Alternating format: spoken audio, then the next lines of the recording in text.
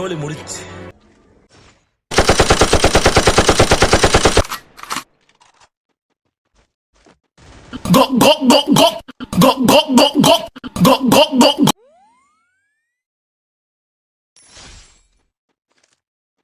நாம் யாருக்கு என்ன தீங்கு செய்தோம்?